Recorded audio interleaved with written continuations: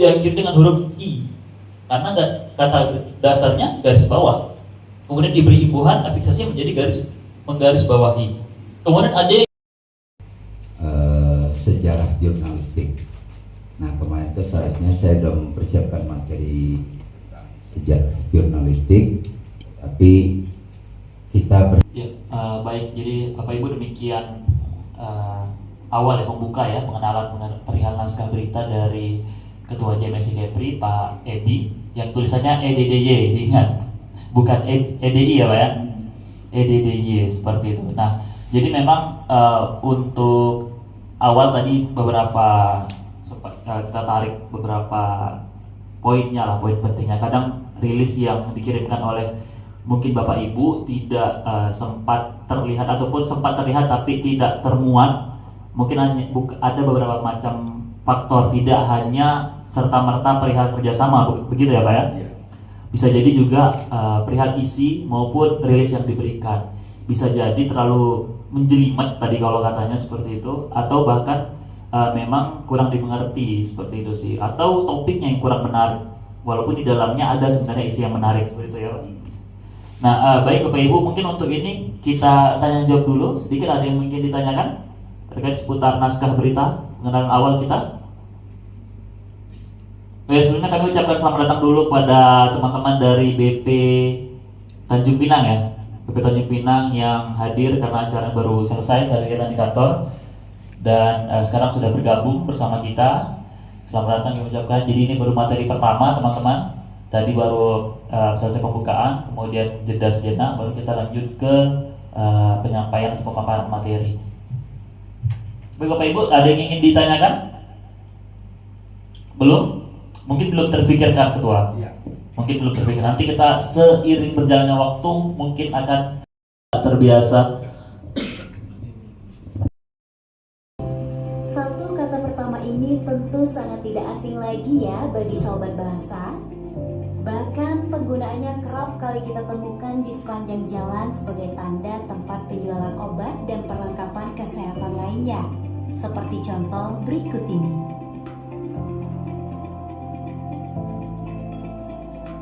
Akan tetapi, tahukah sobat bila penulisan apotek itu adalah hal yang salah? Lantas, apa yang benar ya? Yang benar ialah apotek. Dalam Kamus Besar Bahasa Indonesia, apotik adalah bentuk tidak baku dari apotek. Apotek sendiri memiliki memperdagangkan barang medis atau bisa disebut juga sebagai rumah obat. Maka penggunaan kata yang tepat ialah apotek, persis seperti contoh berikut ini. Kedua, musola. Bagi umat muslim, musala tentunya bukan hal yang asing lagi ya. Namun penulisannya kerap kali keliru dan tidak baku. Biasanya seringkali kita temukan penggunaan kata musola dengan huruf di tengah. Ada yang pernah melihat tulisan kata yang seharusnya tiba-tiba menjadi kata tidak haram dalam bahasa Indonesia karena ada di KBBI Bapak Ibu. Nah, tapi itu jarang digunakan kecuali Bapak Ibu dalam penulisan feature berita-berita yang human interest mungkin itu perlu. Tapi dalam berita-berita rilis saya rasa itu konflik namanya. Jadi Bapak Ibu, kuncinya hanya satu. Kalau kata dasar mendapat imbuhan di awal dan di akhir, maka dan di akhir penulisannya akan digabung. Contohnya tanggung jawab. Kata dasarnya apa? Tanggung jawab. Ketika ditulis masih dipisah. Masih dipisah karena bertanggung jawab, hanya mendapat imbuhan di awal. Tapi kalau ya, beda ini snack makanan ya. Saya disebut dengan kudapan. Dan ini teman Bapak Ibu disebut dalam bahasa Indonesianya pelantang. Drive thru disebut lantatur. Lantatur ini juga mengena. Oke, silakan Bu kalau mau. Pak, saya dari RSUP. Metode ATM ya. Adopsi, tiru, apalagi kalau udah diteror sama Bang Ambo kan. Kak, 1 hari 3 kan dia tak ada ya. Kak, 1 hari 3 ya kak. Gitu kan. Jadi saya sendiri ketika menulis itu ada ketakutan plagiarisasi itu ya Pak ya. Itu kaitannya lagi dengan undang-undang ITE gitu ya. Itu sebenarnya ada sih ketakutan saya ketika seperti itu, nulis seperti itu. Nah, kalau dari segi jurnalistiknya itu ada nggak perlindungan kayak gitu Pak ketika kita nulis gitu kan ya, sistem ATM itu tadi gitu, itu gimana Pak? Ketika sudah terbit di sebuah media, rilis itu menjadi pertanggungjawaban bagi media yang bersangkutan. Dari medianya? Iya, medianya Bu. Artinya, makanya kan terkadang begini, itu tapi oke lah, misalkan ada rilis yang muncul, terus ada mungkin humas diikutin dari negatif ini menjadi sebuah yang positif gitu, misalkan itu. Angelnya angel negatif, maka ini ada beberapa bidang kehumasan itu yang komplain ya dalam era digitalisasi. Keterampilan jurnalistik menjadi sangat penting. Nah ini deh bisa dikatakan cukup panjang mungkin. Nah coba kita bayangkan kalau kita yang membaca tulisan ini dari sini sampai sini dengan satu nafas. Saya praktekkan. RSUD Raja Ahmad Tabib sebagai badan layanan yang bersentuhan langsung dengan masyarakat dituntut siap dan harus bisa menyampaikan edukasi dan informasi layanan kesehatan yang efektif guna meningkatkan citra positif rumah sakit di masyarakat. Hampir sesak. Nah ini kan terlalu panjang ya seperti itu. Cukup disimpelkan saja. Kalau memang tadi judulnya diganti, disesuaikan saja. Setelah menjelaskan kepada judulnya saja, humas rumah sakit, misalnya RSUD itu ditulis dulu kepanjangannya, rumah sakit umum daerah dalam kurung RSUD Raja Ahmad Tabib, mengikuti diklat jurnalistik oleh Radar 1 dan JMSI di hotel. Seperti apa? Saya selalu mengikuti jejak dari Nafis.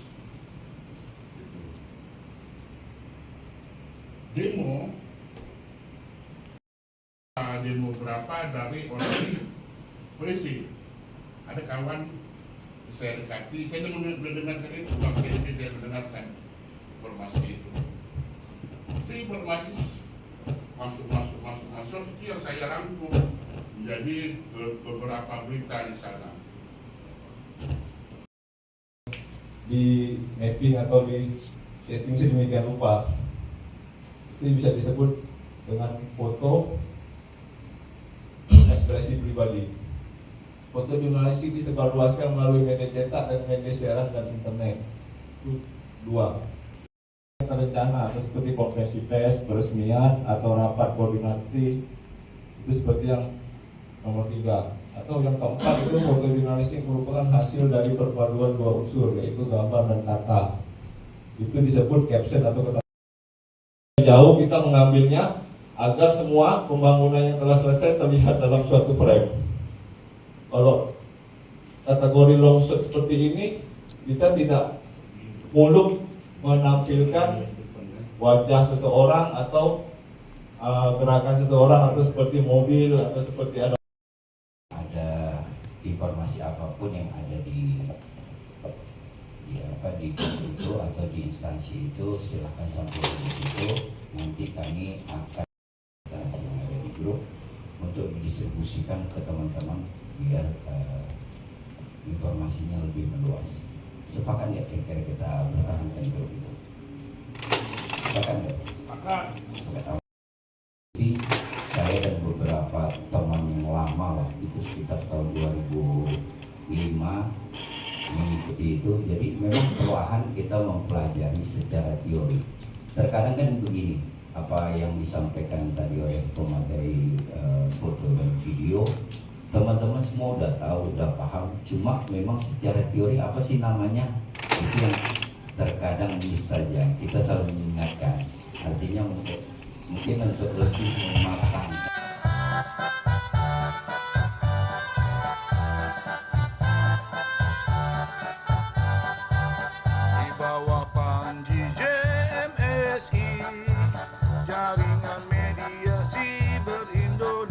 Indonesia. Kami bersinergi menyatukan visi dan misi dalam mengabdi di sektor informasi. Di bawah panji JMSI, jaringan mediasi ber-Indonesia, membangun ekosistem industri mediasi berajas Pancasila dan Undang-Undang Dasar 45. Jaringan mediasi ber-Indonesia akan terus melaju, berpacu bersama mitra dalam berusaha dan berkarya.